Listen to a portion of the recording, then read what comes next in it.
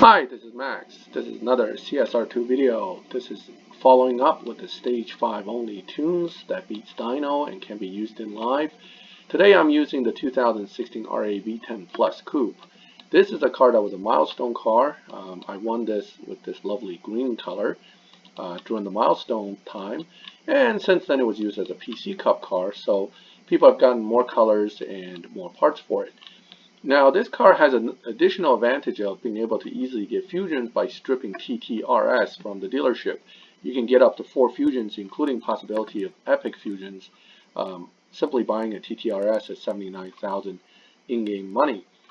It also delivers within 2 hours, so you can get quite a few of them pretty quickly. So if you have an Audi, it's worth it to build because unlike some of the other cars, you can actually get fusions and get them relatively easily as compared to some other brands. Now, with tuning, this car is actually very, very easy to tune to beat Dyno. I will show you exactly how to do it right here. And just how simple is it? Well, how about this? The highest Evo tune on this car is when you put 7th gear into the top theoretical speed approximately of 287 miles an hour at this build. This is stage 5 only, so it's not going to beat that speed. If you had stage 6s, it might be 306, 310, somewhere around there. So it gets faster, but top tune for Evo would be here. To beat Dyno and run almost the same time as this, okay, now at stage 5 you can tune this at 0 tire and get close to almost a 10 flat. And in fact, you can get to 10 flat if you also play with nitrous. You may even get 9.9. But without getting into all that, the reason why I'm leaving it at 33 is because when I lowered the final gear ratio to beat Dyno, that's a better grip spot. So what do? First thing I do is I just look at the top speed here for this car.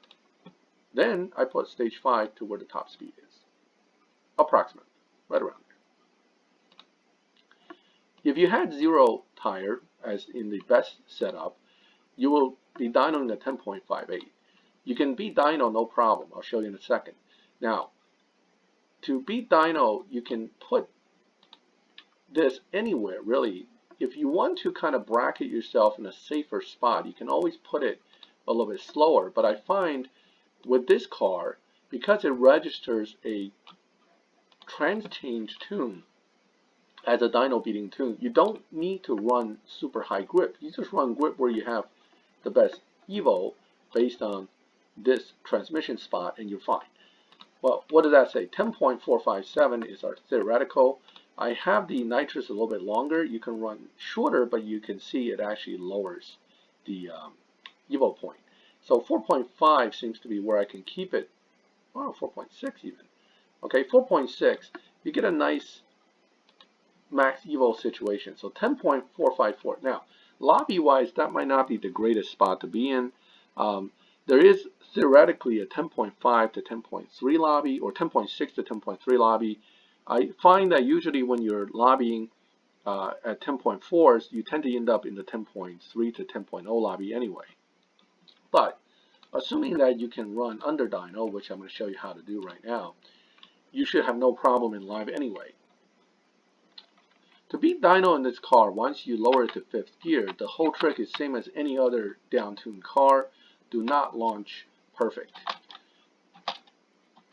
And basically, you launch at 7K, let it ride out the first 30-40 miles. Once the needle starts to move, you shift to 2nd, nitrous, perfect the rest of the way. And that'll give you a 10.1 run. Now, I was able to get even better before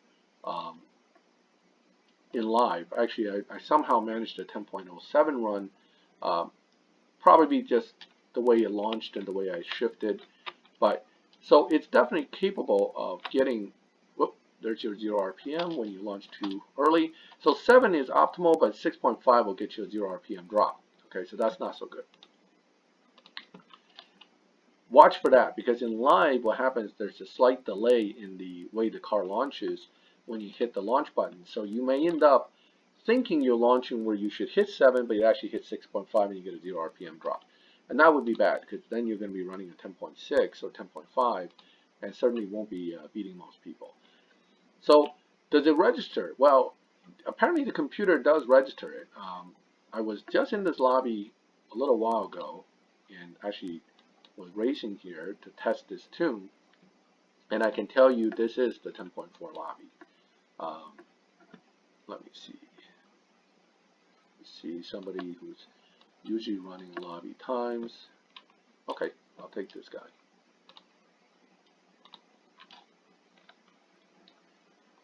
Hurricane Performante Spider.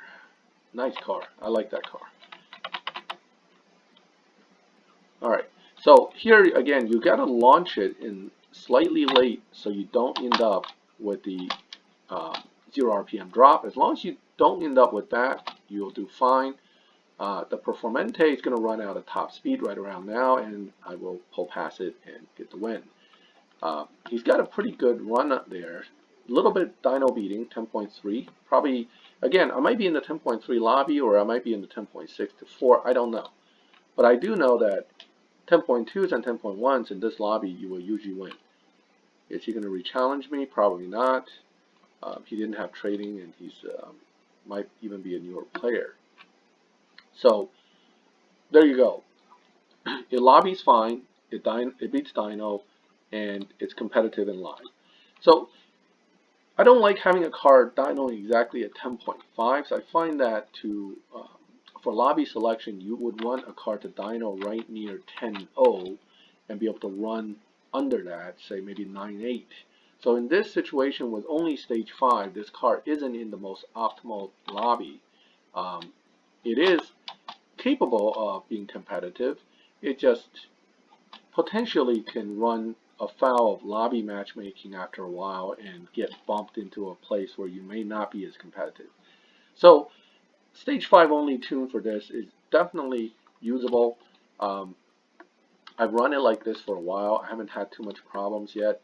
And again, as long as you don't get the 0 RPM drop, you should do well. So there you go, the stage 5 only Audi R8 V10 Plus Coupe with the dyno beating setup. This is one of the only cars I've seen which can beat dyno this simply just by dropping the final gear to 5th gear.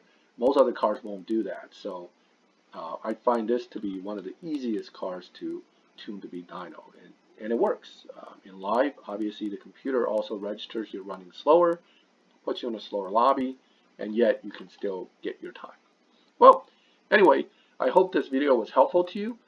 Feel free to ask me questions if you have any questions about the way I tuned it and how it works. And leave a like if this was helpful to you and you liked the video.